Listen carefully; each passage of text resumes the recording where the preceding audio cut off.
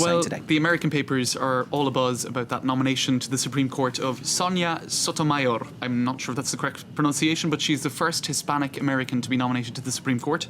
And a compelling personal story, according to the Washington Post. They're saying that she was brought up in the projects in the Bronx, a daughter of Puerto Rican immigrants, and a very smart choice by Barack Obama because he might not get around to reforming immigration later this year with all the other things that he has on the agenda. And this could win him credits with the important Hispanic American population. That's a kind of a cynical way of looking at it, but that's what Ruth Marcus is pointing out. Now, the thing is, it's not likely to actually change that much in the Supreme Court because it's divided down the middle. You have 9 judges, 4 who often form a liberal bloc, 4 who form a conservative bloc, and you've got this guy, Anthony Kennedy, who's often in the middle, sort of hesitating between the two. And the judge she's replacing, David Souter, is also liberal, so it's not really a game changer, according to the Washington Post.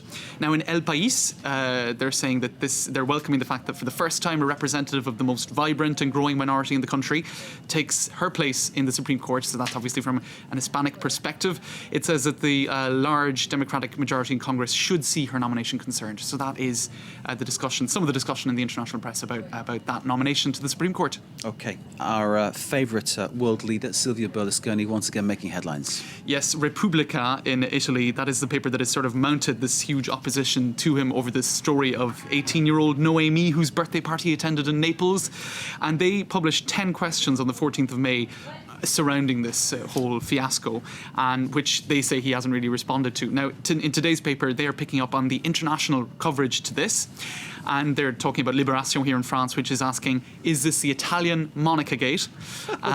Monica Gate, all'italienne. All'italiano. And then you've got the German press, which they're talking about, the Süddeutsche Zeitung, which is asking, did he lie? Did Berlusconi lie? And they're picking up on the fact that this Noemi girl, her boyfriend gave an interview to Repubblica on Monday or Tuesday. And he said that she did indeed spend 7 days with him in Sardinia, and she didn't pick up her phone over those 7 days, which would lead to believe that something was amiss. Is there an element about who cares about this story? I mean, it comes back to the whole thing. I mean, if we're talking about Monica Gate, should a premier's private life come into his political function? Sure. And it's a borderline issue here because she was possibly a minor. If he's a liar, he could be a political liar as well. So that's possibly where it concerns. But where the concern comes in. But I mean.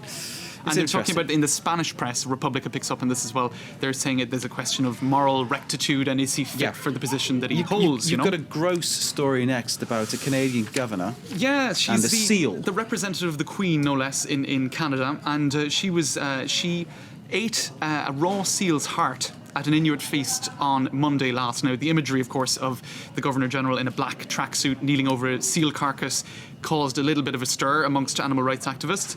But certain bloggers they're saying, they're comparing her to Sarah Palin, who is famous, of course, for hunting wolves from a helicopter. And so they're kind of wondering who would be the more hardcore of the two. But the thing is, really, hunting seals is a survival. It's a source of survival for 6,000 Inuits on the northeast coast of Canada.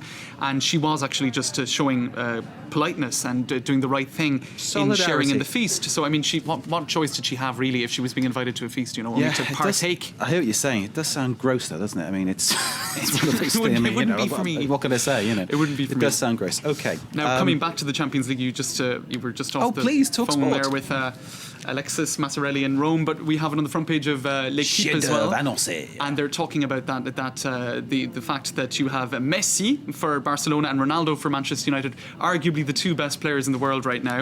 Okay. And their performance this evening could determine the outcome. 2 characters. I'm going to push you one-word answer. Who's going to win, United or Barcelona? I say United. I gave him 1 word. He took 4. There you go. It's always the same, isn't it? Thanks, James. United would have done. Thank you. Okay. Cheers. It's time to move on. Sorry about that. The main headlines. North Korea declares the Truce with the South null and void. It threatens a military response to the South's decision to join a US-led initiative against nuclear proliferation. Now, this as the North carried out another series of missile tests, which totals 6 in 2 days. And, of course, it follows the world outcry over its nuclear test on Monday. A bomb blast has been reported in Pakistan. Now, this is a suicide car bomb. At least 17 people, I think, at the last count, reported dead. But, of course, as you can see by the scene of devastation here, that